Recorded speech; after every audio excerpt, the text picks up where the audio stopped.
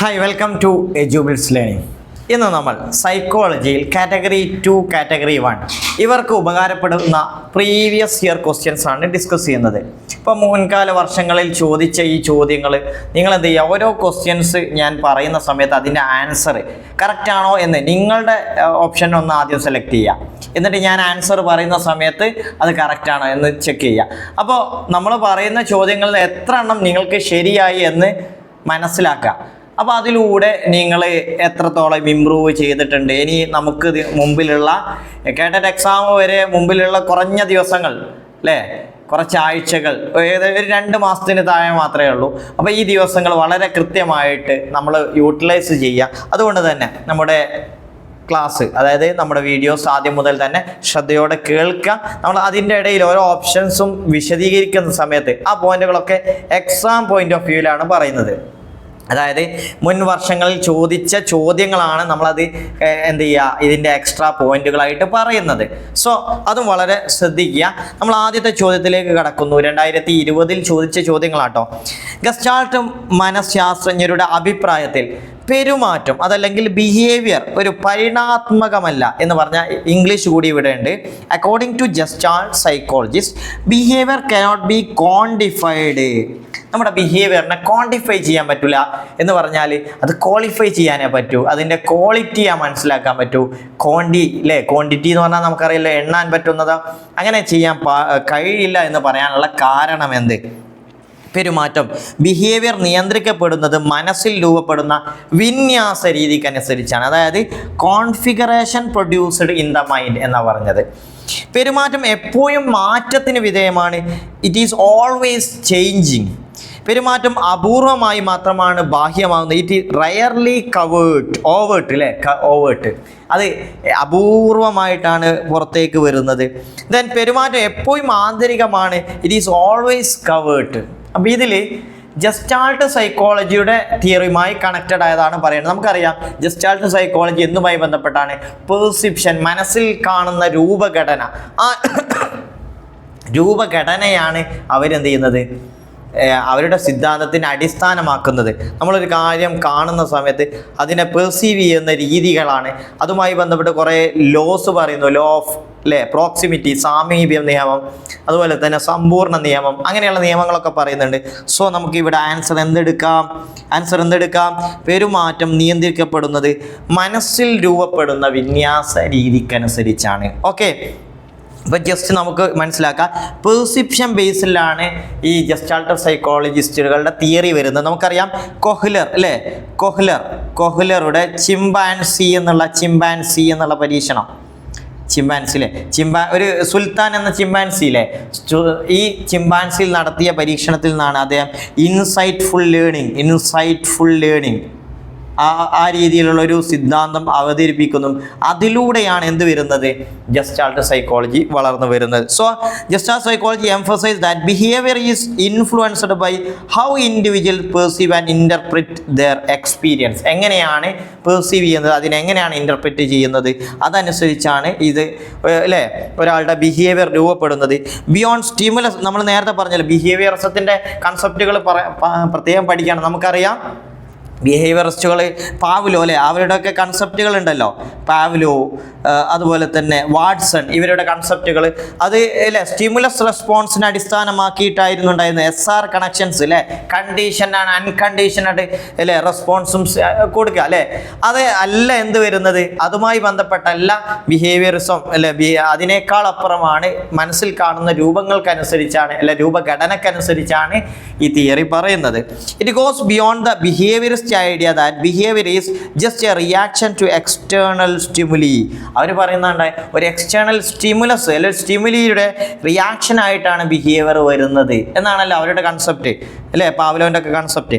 പിന്നെ internal cognitive process play a crucial role. അതായത് internal ആയിട്ടുള്ള കൊഗ്നിറ്റീവ് പ്രോസസ്, നമ്മുടെ വൈജ്ഞാനിക പ്രക്രിയകൾ ഇതിനെ സ്വാധീനിക്കുന്നത്, കാരണം മനസ്സിൽ രൂപപ്പെടുന്നതല്ലേ. സോ വളരെ കറക്റ്റാണ്. ജസ്റ്റാൾട്ട് സൈക്കോളജിസ്റ്റിനെ പഠിച്ചു വെക്കുക. ആരാണ് ജസ്റ്റാൾട്ട് സൈക്കോളജിയുമായി ബന്ധപ്പെട്ട ആളുകൾ അവരൊക്കെ ജസ്റ്റ് ഒന്ന് മനസ്സിലാക്കി വെക്കണം കേട്ടോ. ഇനി നോക്കൂ, ഒരു കുട്ടിയുടെ സമഗ്രമായ ചിത്രം എന്ന് പറഞ്ഞാൽ കോംപ്രഹെൻസീവ് പിക്ചർ കിട്ടുന്നത് താഴെയുള്ള നൽകുന്ന റെക്കോർഡ് ഏതാണ്, രേഖ ഏതാണ്? പുരോഗതി രേഖ, പ്രോഗ്രസ് റിപ്പോർട്ടാണോ, പോർട്ട്ഫോളിയോ ആണോ, അനക്ഡോട്ടൽ രേഖയാണോ, അല്ലെങ്കിൽ ക്യുമുലേറ്റീവ് രേഖയാണോ? വളരെ ഇമ്പോർട്ടൻ്റ് ആയിട്ടുള്ള 2 പോയിൻ്റാണ് അനക്ഡോട്ടലും അതുപോലെ ക്യുമുലേറ്റീവും. ആൻസർ അല്ല കേട്ടോ മാർക്ക് ചെയ്തത്, 2 പോയിന്റുകൾ ഞാൻ പറഞ്ഞു. PYQ പ്രീവിയസ് ഇയറിൽ എപ്പോഴും ചോദിക്കുന്ന ഒരു ചോദ്യമാണ് ഇതുമായി ബന്ധപ്പെട്ട്. പക്ഷേ ഇവിടെ ഒരു സമഗ്രമായ ചിത്രം നൽകുന്നത് അത് ക്യുമുലേറ്റീവ് രേഖയാണ്, ക്യുമുലേറ്റീവ് റെക്കോർഡ്. പക്ഷേ ചോദ്യങ്ങൾ അധികവും വരാറുള്ളത് അനക്ഡോട്ടലുമായി ബന്ധപ്പെട്ടാണ്. എന്താണ് അനക്ഡോട്ടൽ? സ്പെസിഫിക് ആയ സംഭവങ്ങൾ രേഖപ്പെടുത്തി വെക്കുന്ന കാര്യങ്ങളാണ് അല്ലേ? സ്പെസിഫിക് ആയ ഒരു സംഭവങ്ങൾ ടീച്ചേഴ്സ് രേഖപ്പെടുത്തി വെക്കുന്ന റെക്കോർഡാണ് അനക്ഡോട്ടൽ. എന്നാൽ സമഗ്രമായ ഒരു കാര്യങ്ങൾ കിട്ടുന്നത് നമുക്ക് അത് ക്യുമുലേറ്റീവ് റെക്കോർഡിൽ നിന്നാണ്. കറക്റ്റ് അല്ലേ? നെക്സ്റ്റ് നോക്കൂ. താഴെ പറയുന്ന ആശയങ്ങളിൽ സാമൂഹ്യ ജ്ഞാന നിർമ്മിതിവാദവുമായി ബന്ധമില്ലാതെ എന്ന് പറഞ്ഞാൽ സോഷ്യൽ കൺസ്ട്രക്റ്റിവിസവുമായി ബന്ധമില്ലാത്തതാണ് ചോദിച്ചിട്ടുള്ളത്. സോഷ്യൽ കൺസ്ട്രക്റ്റിവിസവുമായി ബന്ധമില്ലാത്തത് നമുക്കറിയാം. സോഷ്യൽ കൺസ്ട്രക്റ്റിവിസത്തിൻ്റെ ആളാരാണ്? വൈഗോഡ്സ്കി ആണ് അല്ലേ? വൈഗോഡ്സ്കി ഇതൊക്കെ പോയിന്റ് ആട്ടോ, ഇതൊക്കെ എക്സാമിന് ചോദിച്ചതാണ്. അപ്പോൾ അദ്ദേഹവുമായി ബന്ധപ്പെട്ട പ്രതിക്രിയാധ്യാപനം അല്ലേ, റെസിപ്രോക്കൽ ടീച്ചിങ് കറക്റ്റാണ്. അദ്ദേഹവുമായി ബന്ധപ്പെട്ട റീഡിങ് ടെക്നിക്കാണ്, വായന ഏറ്റവും നന്നായിട്ട് ഗ്രൂപ്പായിട്ട് തിരിക്കുന്ന രീതികൾ. സ്കഫോൾഡിങ്, കൈത്താങ്, നമുക്കറിയാം സ്കഫോൾഡിങ്. അദ്ദേഹം എന്ത് ചെയ്യുന്നുണ്ട്? ZPD എന്നുള്ളൊരു കൺസെപ്റ്റ് അതിലൂടെ രൂപപ്പെടുത്തുന്നുണ്ട്. സോൺ ഓഫ് പ്രോക്സിമൽ ഡെവലപ്മെൻറ്റ് അല്ലേ?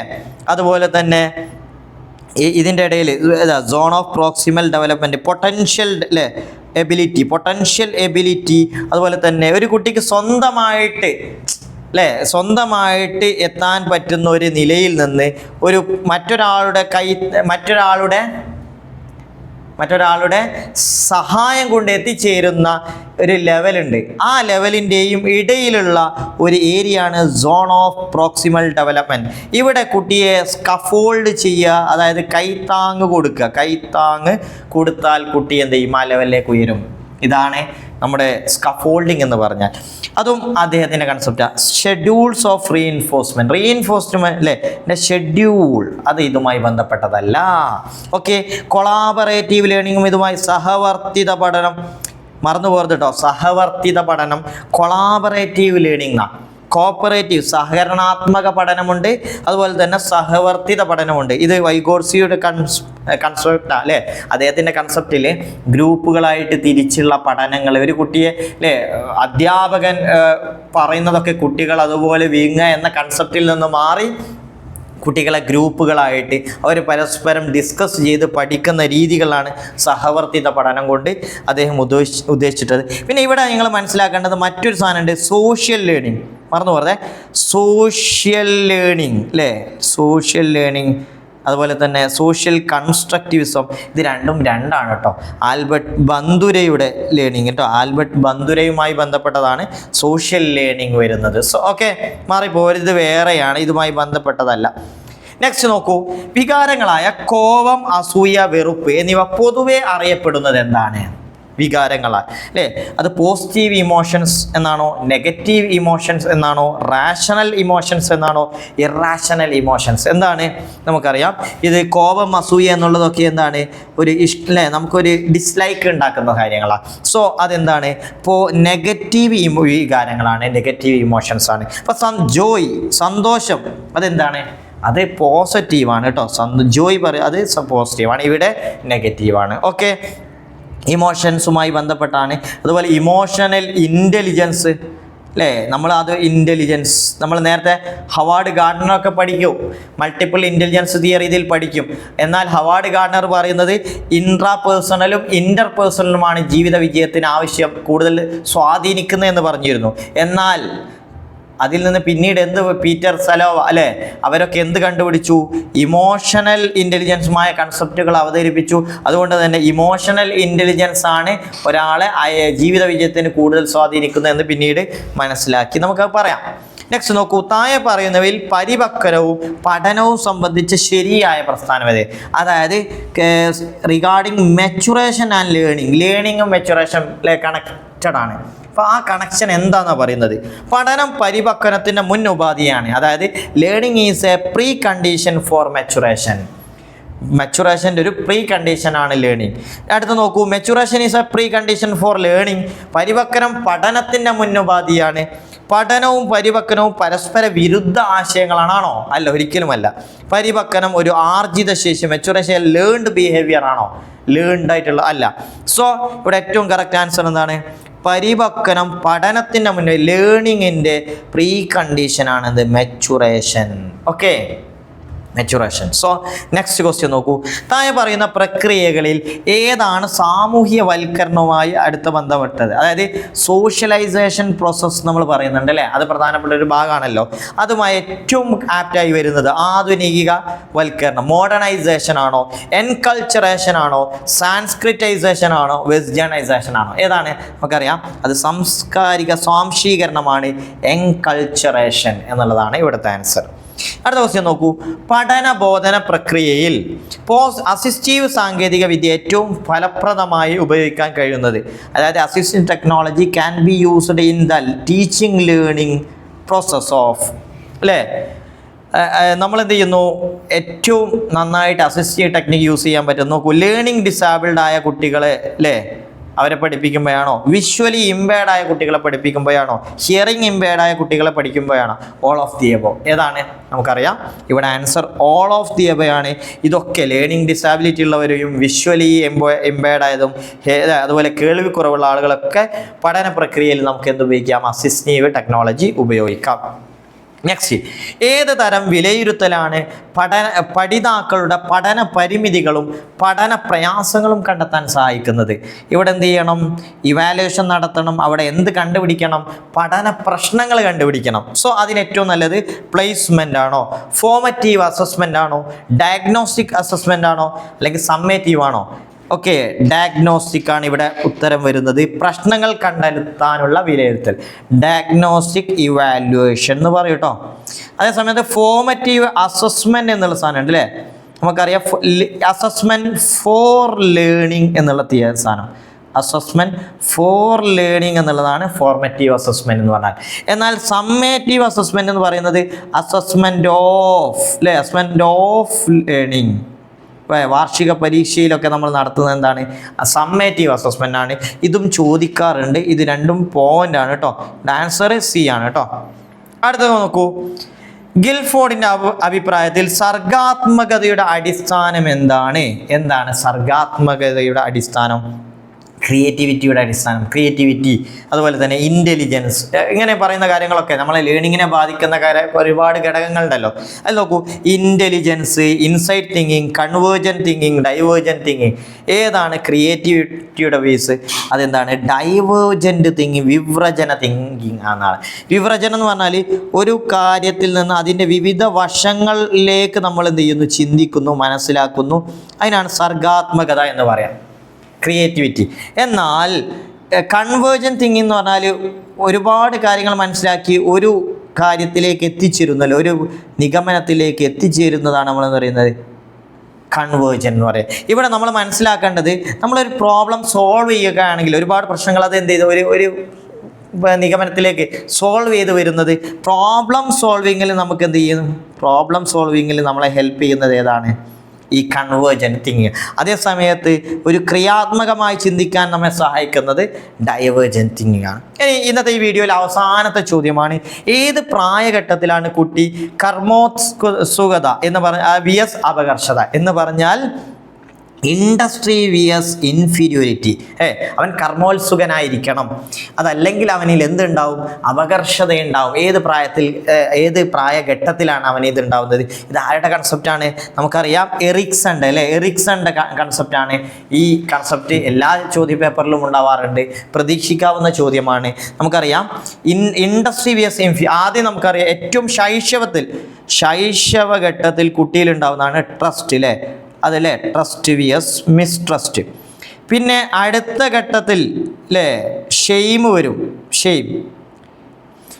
മൂന്നാമത്തെ ഘട്ടത്തിലാണ് മുൻകൈ എടുക്കുക. കുട്ടി എന്ത് ചെയ്യുന്നു? മൂന്നാമത്തെ ഘട്ടത്തിൽ 3 to 6 വയസ്സിൽ കഴിഞ്ഞു, അത് രണ്ടാമത്തെ ഘട്ടമാണ്. മൂന്നാമത്തെ ഘട്ടം 6 to ആദ്യത്തെ 1.5 വയസ്സ് വരെയാണ് ഇത് വരുന്നത്. അടുത്ത ഘട്ടത്തിലാണ് അല്ലേ 1.5 വയസ്സ് മുതൽ 3 രണ്ടാമത്തെ ഘട്ടം. പിന്നെ 3 മുതൽ 6 വയസ്സ് വരെ മുൻകൈ എടുക്കും. അവൻ എന്ത് ചെയ്യുന്നു?